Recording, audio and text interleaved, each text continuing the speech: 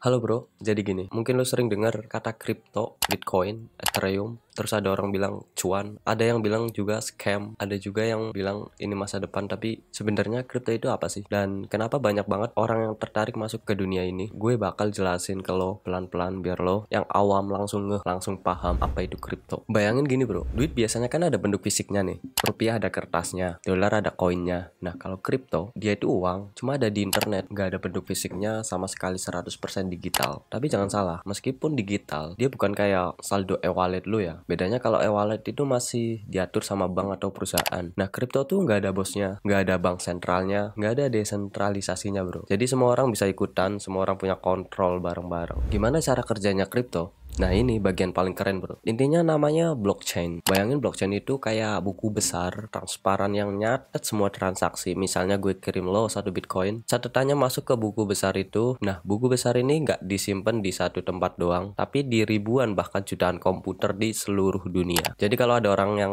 nakal mau ngubah catatan, komputer lain langsung bilang, bro lu ngaco, catatan aslinya nggak begini. Jadi susah banget dimanipulasi gitu. Selain itu ada juga yang namanya kriptografi. Kayak ini kayak kode matematis super ribet yang ngejamin kalau uang lu cuma bisa dipakai sama lu doang, nggak bisa digandain, nggak bisa diubah sembarangan. Dan juga proses yang disebut mining, semacam orang-orang yang punya komputer gahar banget ngerjain puzzle matematika super rumit buat verifikasi transaksi. Hadiahnya apa? Mereka dapat koin kripto baru, jadi kripto tuh tercipta lewat mining juga bro. Kenapa kripto jadi populer? Ada beberapa alasan ya orang-orang jadi pada demen sama kripto. Keamanan dan transparansi. Semua transaksi kelihatan nggak bisa dihapus, jadi lebih jujur. Aksesnya itu global. Lo bisa kirim duit ke orang di ujung dunia tanpa ribet bank, nggak perlu izin siapa-siapa. Potensi cuan. Nah ini yang paling bikin orang greget. Harga kripto tuh bisa naik gila-gilaan. Misalnya Bitcoin dulu harganya cuma beberapa ribu rupiah, sekarang udah ratusan juta. Tapi ingat, bisa naik cepet, bisa jatuhnya juga cepet juga. Jadi high rise, high return bro. Contoh kripto yang paling terkenal, yang paling sering pasti Bitcoin. Ini kripto pertama dan paling legendaris, sering disebut juga sebagai emas digital. Terus ada Ethereum. Nah ini nggak cuma buat bayar-bayaran, tapi bisa dipakai buat bikin aplikasi terdesentralisasi kayak dunia baru lah di blockchain. Dan juga ada stablecoin. Bedanya sama Bitcoin atau Ethereum, stablecoin itu nilainya stabil, biasanya dipatok ke